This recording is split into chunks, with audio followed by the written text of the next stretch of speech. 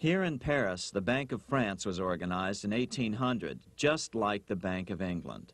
But Napoleon decided France had to break free of debt, and he never trusted the Bank of France.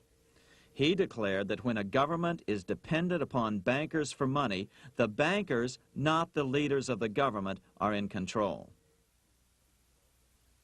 The hand that gives is above the hand that takes. Money has no motherland. Financiers are without patriotism and without decency. Their sole object is gain. Back in America, unexpected help was about to arrive. In 1800, Thomas Jefferson narrowly defeated John Adams to become the third president of the United States. By 1803, Jefferson and Napoleon had struck a deal. The U.S. would give Napoleon $3 million in gold in exchange for a huge chunk of territory west of the Mississippi River, the Louisiana Purchase. With that $3 million, Napoleon quickly forged an army and set off across Europe, conquering everything in his path. But the Bank of England quickly rose to oppose him. They financed every nation in his path, reaping the enormous profits of war. Prussia, Austria, and finally Russia all went heavily into debt in a futile attempt to stop Napoleon. 4 years later, with the main French army in Russia, 30-year-old Nathan Rothschild, the head of the London office of the Rothschild family, personally took charge of a bold plan to smuggle a much-needed shipment of gold right through France to finance an attack by the Duke of Wellington from Spain. Nathan later bragged at a dinner party in London that it was the best business he'd ever done. Little did he know that he would do much better business in the near future.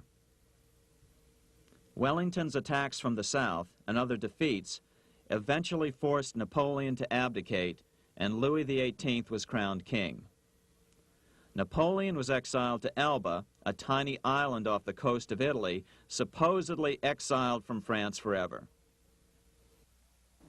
While Napoleon was in exile on Elba, temporarily defeated by England with the financial help of the Rothschilds, America was trying to break free of its central bank as well.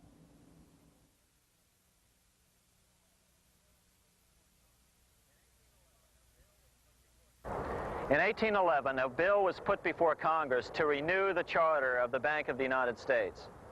The debate grew very heated, and the legislatures of both Pennsylvania and Virginia passed resolutions asking Congress to kill the bank. The press corps of the day attacked the bank openly, calling it a great swindle, a vulture, a viper, and a cobra. Oh, to have an independent press once again in America. A congressman named P.B. Porter attacked the bank from the floor of Congress, saying if the bank's charter was renewed, Congress, quote, will have planted in the bosom of this Constitution a viper, which one day or another will sting the liberties of this country to the heart, close quote. Prospects didn't look that good for the bank. Some writers have even claimed that Nathan Rothschild warned that the United States would find itself involved in a most disastrous war if the bank's charter were not renewed. But it wasn't enough. When the smoke had cleared, the renewal bill was defeated by a single vote in the House and was deadlocked in the Senate. By now, America's fourth president, James Madison, was in the White House. Remember, Madison was a staunch opponent of the bank. His vice president, George Clinton, broke a tie in the Senate and sent the bank into oblivion. Within 5 months, England attacked the U.S., and the War of 1812 was on.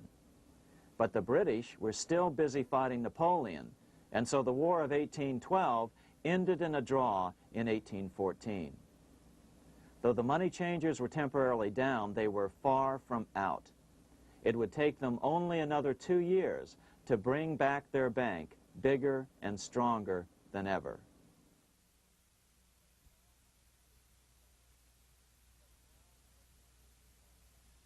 But now, let's return to Napoleon, because nothing else in history more aptly demonstrates the ingenuity of the Rothschild family than their control of the British stock market after Waterloo. In 1815, a year after the end of the War of 1812 in America, Napoleon escaped his exile and returned to Paris.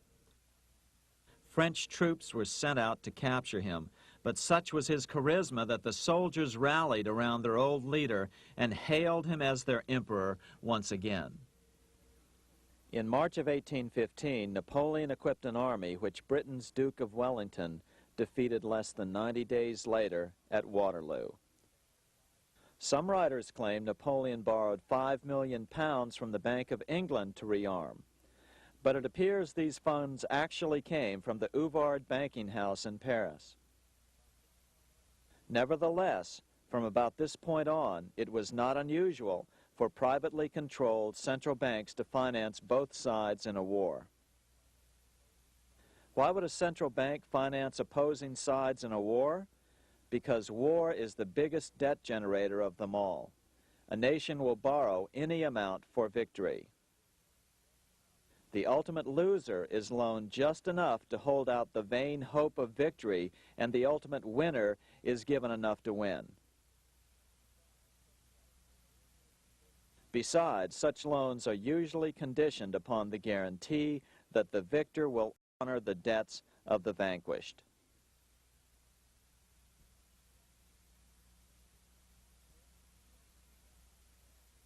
This is the Waterloo battlefield about 200 miles northeast of Paris in what today is Belgium. Here Napoleon suffered his final defeat, but not before thousands of French and Englishmen gave their lives on a steamy summer day in July of 1815. Right over there, on June 18, 1815, 74,000 French troops met 67,000 troops from Britain and other European nations. The outcome was certainly in doubt. In fact, had Napoleon attacked a few hours earlier, he would probably have won the battle. But no matter who won or lost, back in London, Nathan Rothschild planned to use the opportunity to try to seize control over the British stock and bond market and possibly even the Bank of England. Rothschild stationed a trusted agent, a man named Rothworth, on the north side of the battlefield, closer to the English Channel. Once the battle had been decided, Rothworth took off for the Channel. He delivered the news to Nathan Rothschild a full 24 hours before Wellington's own courier. Rothschild hurried to the stock market and took up his usual position in front of an ancient pillar. All eyes were on him. The Rothschilds had a legendary communications network. If Wellington had been defeated and Napoleon was loose on the continent again, Britain's financial situation would become grave indeed. Rothschild looked saddened. He stood there motionless, eyes downcast. Then suddenly he began selling. Other nervous investors saw that Rothschild was selling. It could only mean one thing. Napoleon must have won, Wellington must have lost. The market plummeted. Soon everyone was selling their consols, their British government bonds, and prices dropped sharply. But then Rothschild started secretly buying up the consols through his agents for only a fraction of their worth hours before. Myths, legends, you say? 100 years later, the New York Times ran a story which said that Nathan's grandson had attempted to secure a court order to suppress a book with this stock market story in it. The Rothschild family claimed the story was untrue and libelous, but the court denied the Rothschilds' request and ordered the family to pay all court costs. What's even more interesting about this story is that some authors claim that the day after the Battle of Waterloo, in a matter of hours, Nathan Rothschild came to dominate not only the bond market, but the Bank of England as well. Whether or not the Rothschild family seized control of the Bank of England, the first privately owned central bank in a major European nation and the wealthiest, one thing is certain. By the mid-1800s, the Rothschilds were the richest family in the world, bar none.